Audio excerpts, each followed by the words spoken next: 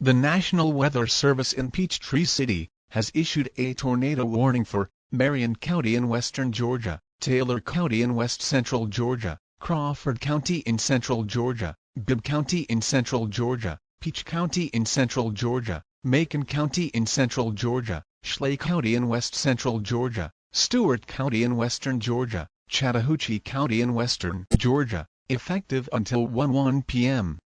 At 12:41 p.m., a severe thunderstorm capable of producing a tornado was located near Lumpkin, moving northeast at 35 miles per hour. Hazard: tornado. Source: radar-indicated location. Impact: flying debris will be dangerous to those caught without shelter. Mobile homes will be damaged or destroyed. Damage to roofs, windows, and vehicles will occur. Tree damages likely.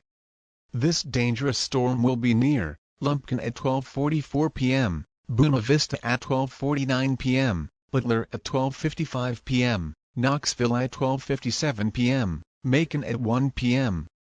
Other locations impacted include Cosetta, Talbotton, Thomaston, Gray, Jeffersonville, Fort Valley, Perry, Oglethorpe, Ellaville, Preston.